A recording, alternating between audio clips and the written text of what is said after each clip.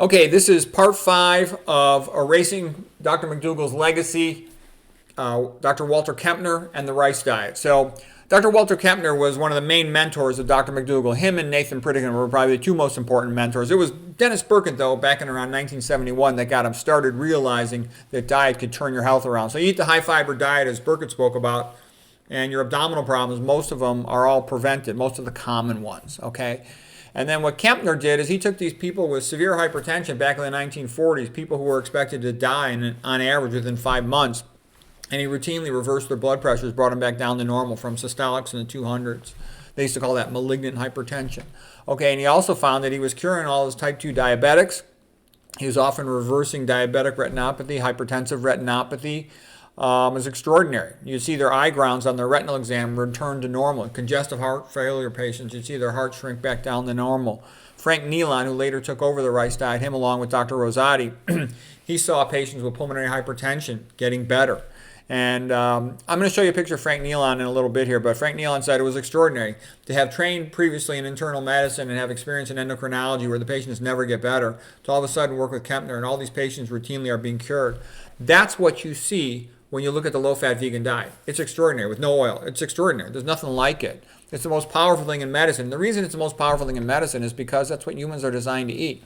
Now here's a diagram. This comes from a Dr. McDougall newsletter, December 2013. You can just go to Dr. McDougall's website, drmcdougall.com, and you can find this newsletter, December 2013. The reason I'm showing you all this stuff is so you don't become a chump.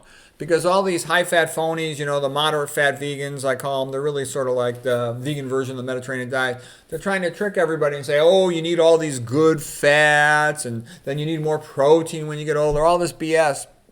And I'm trying to, if you're anchored in understanding the history of Pritikin, McDougall, and Kempner, then you won't be a chump. Dr. McDougall had said, don't even challenge me or question me about nutrition until you've at least read Kempner and Pritikin, okay? Because if you haven't, then you really don't have the basics and you're not really ready to have a serious conversation about nutrition. And what you're going to see when you look at the Kempner diet is extraordinary cures. Reversal of coronary artery disease, okay? Reversal of congestive heart failure, reversal of diabetic retinopathy, hypertensive retinopathy, people losing 100 pounds, their blood pressure suddenly just dropping, their blood glucose level rapidly coming back down to normal, okay? It was extraordinary. There's nothing like it in conventional medicine, okay?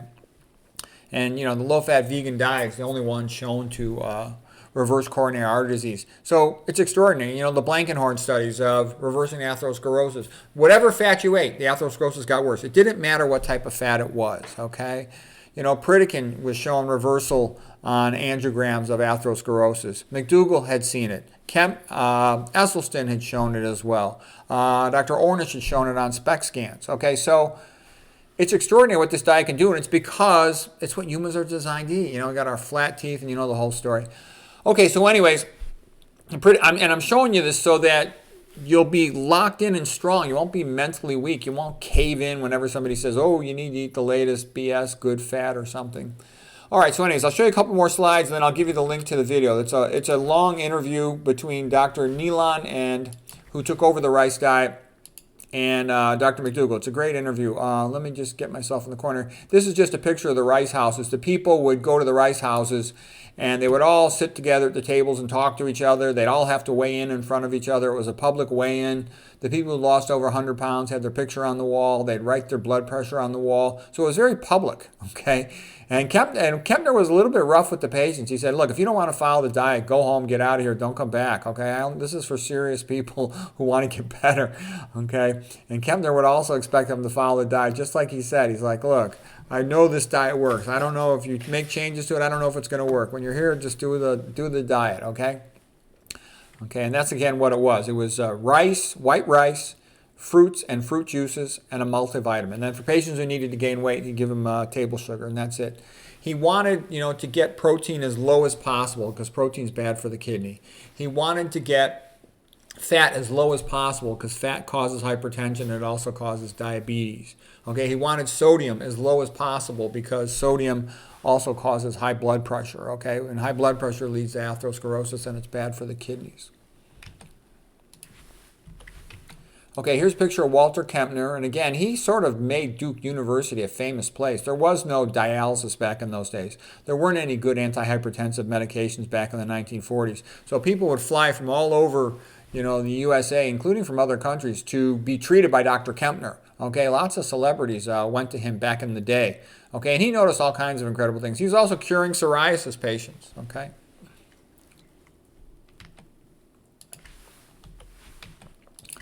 Somebody asked Kempner, did you ever have a patient lose over 100 pounds? He real quickly found over like 106 patients who lost over 100 pounds. Okay, the average weight loss of this patient group was 141 pounds. He's got tons of photographs of all these people losing over 100 pounds, reversing coronary artery disease, normalizing these systolic blood pressures of 200 and over, normalizing EKGs. Here's normalizing their retinal exams. Okay, this is extraordinary stuff. You won't see this anywhere else in medicine. It's unique. And luckily, Dr. McDougall, Frank Nealon is an old guy. He's about 88 years. I don't even know if he's still alive. The interview was from a couple of years ago. I think it was from 2 years ago. Dr. McDougall at the time then was about 75.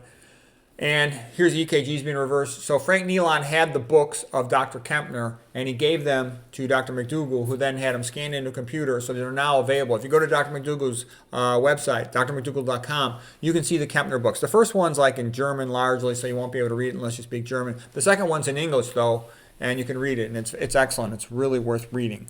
Okay, the Barbara Newberg biography of Kempner is also great. And like Frank Nealon said, you have to see it for yourself because it's so extraordinary, all these patients being cured. You have like an epiphany that this is the right way that medicine should be practiced, that it's actually possible to cure all these people. Okay, because until you see that, conventional medicine, you just shuffle the pills and the patients really don't improve much. It's kind of like a big game, and then they get sicker and you give them a different pill. It's kind of like a big joke. Okay, here's a patient, their heart size normalizing. Okay, this is just a little more of this stuff like we were talking about, the details of the diet. Here's a couple quotes that I thought were pretty good from Frank Nealon in the interview. I'm just getting you warmed up, so when you watch the interview, you'll get the key points real fast. The interview is going to have a lot more information than this. Okay, so this is Frank Nealon. He had the epiphany by working with him. This is Dr. Rosati, who also managed the rice diet for a while. It finally was closed by Duke in 2016. They make too much money selling pills and surgery, so they didn't want to keep going with the rice diet. Let's see, what did he notice else? Kempner would get their daily dietary sodium down to 100 milligrams per day, which is, the vast majority of people tolerated that just fine, but some people would have a problem. Very rare, you can have something called syndrome of inappropriate ADH secretion, where they can't concentrate their urine and they're losing sodium in their urine, so they can't be on that low of a sodium diet. Some patients also are on diuretics that cause more sodium excretion in the urine. You have to stop those diuretics. Some patient had a colectomy, and that was a little bit of a problem because from the diet, some of the sodium is absorbed into the body through the colon. So if their colon has been shortened by surgery, they might not get enough sodium if they're only on 100 milligrams per day. Population in the wild is probably going to be eating somewhere like 250 to 500 milligrams per day, in that ballpark. Frank Nealon thinks 500 to 700 sodium milligrams per day is a reasonable amount, but Kempner really wanted it lower because Kempner's opinion was you hit a threshold effect. The lower you get on the sodium, you get more benefit from doing it. And he had people who were, at high risk to die with systolics in the 200s. But the point of all that was if you're going to really eat this low of a sodium diet, you should be in a partially monitored setting. When I say monitored, I mean like on the rice houses in Durham where they could check your blood sodium, they could check your urine sodium. Let's see. Fruits are very low in fat and very low in sodium. They're relatively high in potassium, which is a vasodilator. Kempner started out treating patients with severe hypertension.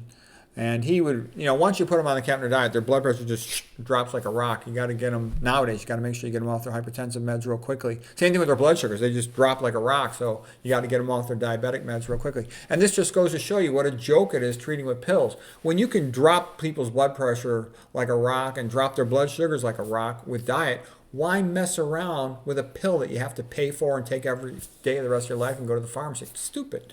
And you're still going to have complications, side effects of the pills, and irreversible damage from the chronic insulin resistance. Why not just cure the disease? Okay, let's see what else. Kempner diet, like you said, in general, it's about 90% carbohydrate, 5% fat, 5% protein, but you could get it higher. You could get this as high as 94% carbohydrate. Nealon points out, Dr. Nealon, that the patients are diabetic because of their high-fat diets, not because they're fat, because you could immediately reverse their diabetes by removing the fat from the diet, but they would still be obese, and it would take more time to lose all the body weight. So that was a key point. If you do liposuction, that doesn't help the patient, okay? It doesn't help them with their diabetes. Exercise helps for health, but it doesn't help for weight loss, was the experience of Dr. Nealon. For patients with serious health problems, Dr. Nealon felt that it's very helpful to measure portion sizes, especially early on with the diet. Again, these guys took over the diet after Kempner was retired, but it closed in 2016. Dr. McDougall has a couple great comments during the video. Again, the diet was just white rice, fruits, fruit juices, table sugar, and for patients who need table sugar for patients who need to gain weight and a multivitamin. Dr. McDougall says moderation is a slippery slope. It does not work. Okay, again, I'm going to have the link to the whole interview between Dr. McDougall and Frank Nealon in the description below. Here is the percentage of fat in different foods. For example, white rice, should be in here somewhere, white rice, potatoes, sweet potatoes, they all have only 1% of calories from fat. So you eat that stuff, you lose weight really fast. Okay, and the friends of mine and the patients I've seen that actually follow the diet, they lose weight pretty fast, and they're very happy with it. Actually, my girlfriend, since she's been hanging around me, she says, I keep losing weight. I don't know if I want to get any skinnier. Anyways, there's plenty of omega-3, omega-6 fats. You get all the essential fats you need just from eating low-fat plant foods. Don't let anybody tell you you need supplements. McDougall's talked about this extensively, so has Pritikin. So anyways, I think that's the last slide. I'll have the link again in the description below. Oh, and I got a couple more slides. This is just a quick reminder about hypertension. So systolic is a number on top. Diastolic is a number below. Kempner was treating people with terrible systolics, up over 200. Again, red blood cells are 7 microns, capillaries are 5 microns, so they have to deform as it is a little bit when you push them through. If fat sticks these red blood cells together, then it's harder to push them through and you get hypertension. The higher your LDL cholesterol, the higher your blood viscosity, and the more hypertensive you're probably going to be, the more at risk you are for atherosclerosis. Red blood cells have a zeta potential, a negative charge on their outer surface. Same thing with endothelium, same thing with white blood cells. Bridging molecules are big enough and positively charged on their outer surface that they can stick red blood cells together. And once they do that, the blood becomes thicker, higher viscosity. Pumping pressure has to go up. LDL cholesterol does that. Chylomicrons do that. Fibrinogen clotting protein does that. Uric acid does that. IgM antibodies do that. Okay, this is blood sludge when you got the red blood cells stuck together by the bridging molecules. Now you're like pushing a sandwich through there. You're pumping a milkshake up to the top of the brain to get it to your cerebral cortex, pumping against gravity. So you're pumping a milkshake instead of pumping water. Blood pressure has to go up, especially then too if you vasoconstrict the system with sodium. And then when you have high blood pressure, it starts bouncing harder off these median dividers at bifurcations, and that damages the arteries and causes atherosclerosis. In my atherosclerosis lectures, I go over all this stuff in much more detail. Nitric oxide is the most important thing produced by endothelial cells. It goes into the arterial wall, and it causes vasodilation by relaxing the muscles. It's a gas. It also diffuses into the lumen of the artery and helps the platelets to not clot. It's anti-clotting. Okay, that's a good thing. Okay, your body keeps the total amount of cations, positive ions, constant, and it goes by sodium and potassium to a large degree, meaning that there's a fixed constant, the amount of potassium and sodium you have. So the more dietary sodium you eat, the more potassium you're going to piss out in your urine, because your body's more designed to excrete potassium than sodium. So that dietary sodium that you eat, the more dietary sodium you eat, the lower your potassium is going to go, and potassium functions essentially as a vasodilator, sodium as a vasoconstrictor. So you really don't want to be going high on your sodium. And Richard Moore, who spent his whole life studying these plasma membrane ion pumps, he said you want to be at least 5 times higher. I think our ancestors probably routinely were 20 times higher in their potassium than their sodium. He calls it the K factor.